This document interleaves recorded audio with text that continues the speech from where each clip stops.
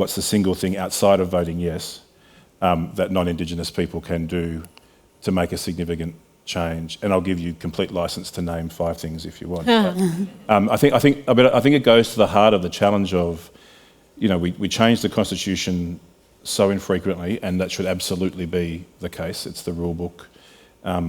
These changes mean more over time than they do in the moment, beyond the hope of the moment. And I don't think in this campaign, and maybe it's not time yet, but I know historically in campaigns that I've been involved in, we've never been very good at saying to non-Indigenous allies, here's the work of the 97%, and we just take more and more on ourselves. Yeah. So how would you respond to what's the work to be done for non-Indigenous people? Yeah, that's a really, I think with respect, this is where it's tricky, right? Because for it to be done in a way that is empowering and recognisable and safe, maybe, to us, it's a series of ongoing things through a lifetime. It's not 1 or even 5. And that is scary. What I think we're asking for, what a reset is. But that's also a good thing. That, I'm the wrong person to ask this question to, Jace, because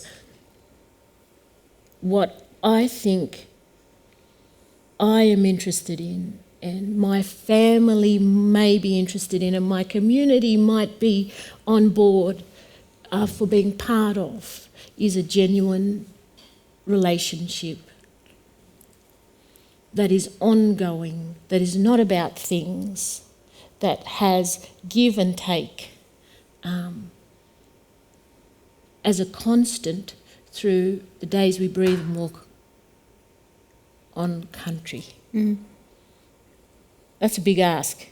But actually that's the way we get around. And that is what makes us special, because we operate in those ways. That's how meaning is created, to me anyway. I wish I had a one-point answer, but I don't think the question can be answered that way. Yeah, I think I should note that the person says you beautifully answered their question, so don't feel too bad about that. But I think it is the perfect answer off the back of, and I don't want to tread back onto your reset comments, Nareen, because it's just so true, and we really should just ponder that idea. That what does that reset look like? What does because as Aboriginal people with different experiences around the place, and acknowledging that the three of us come with, clearly some shared ambition for this thing, but quite different ways of engaging with it and thinking about it, and there should never be an expectation that, three blackfellas would ever think or feel the same way about anything, and nor should we. But the other thing that's true about the cut and thrust of the real politic of being Aboriginal in this country, it's still a political act to wake up Aboriginal in this country, to walk, to drive, to be Aboriginal in this country is a political act, whether you like it or not. And you don't have to be a political actor to be part of that play. It's done to you, whether you like it or not. And the truth of that is that we're used to the chaos. We're used to the chaos and Dr. King's question about, do we head at that intersection between economic justice and racial equity? Does that intersection take us smoothly to community, or is it a car crash of chaos? And the truth of the history of this country is it's been a car crash necessarily, and because this is a terrible analogy, but because we're the ones in the cars, not always, we haven't been driving it, but we're the ones who have been subjected to the violence of that chaos. We're used to responding to it with the adaptation and the resilience, which gets overworded. Creativity. But the creativity, the adaptation, we don't get to be connected to the oldest continuous living culture on the planet by accident. That inherent capacity and culture of adaptation and creativity and reinvention is critical to who we are, and we've had to do so much more of that in the last 230 years as opposed to the 80,000 years prior to that. And I wonder if part of the hesitation for good people of goodwill, who want to do more than just vote yes, is the fear of that chaos, the fear of that tumult, the change. How do we share, as much as we want to share the generosity and wisdom, how do we share the capacity to manage that change? How do we exchange those tools with people who don't, in their day-to-day lives, and thank goodness for that, have to deal with that level of chaos and change? And I don't think that there's very few people who, non-Aboriginal people, who have experience of anything and easy. I mean, my experience as a white passing person is very different to other people's, right? So, but I think it's really interesting. Obviously, I don't have, that kind of appearance-based.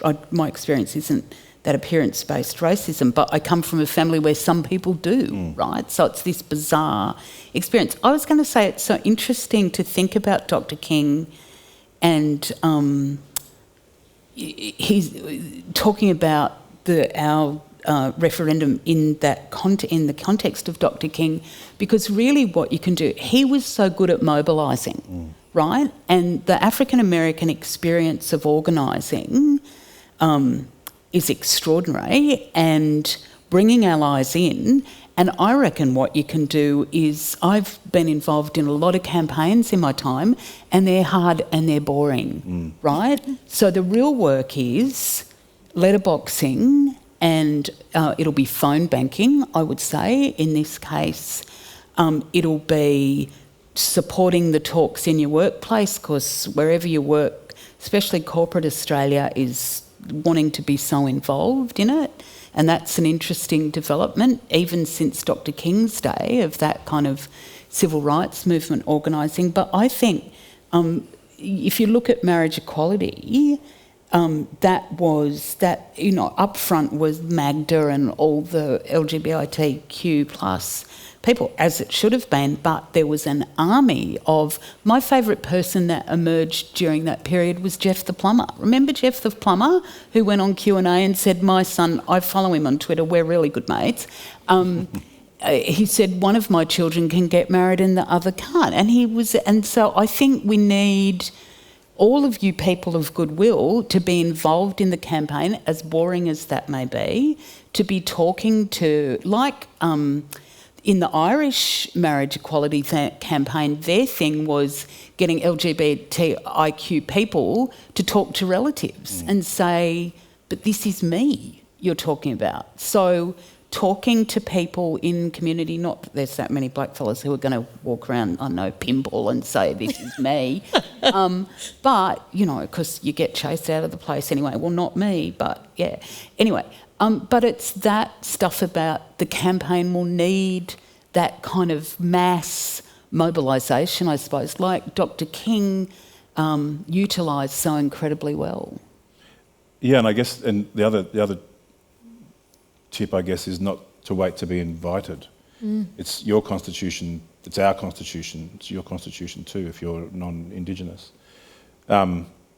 So create the space, invite the conversation. If one of the questions here is how, which is the perennial question of how do people engage more directly and respectfully with local traditional owners, with culture in the places where they live. I think the answer to that is it's so much easier now than it ever was before. Yeah. Just as simple as the local library have more resources, but any elders group love a yarn and a cup of tea. The land councils have are geared up to give advice and support. I guess avoid the fear of offending, because if you enter with genuine goodwill and care, you're not going to offend. It's more offensive, I think, to sit back and not participate because of the fear of offending.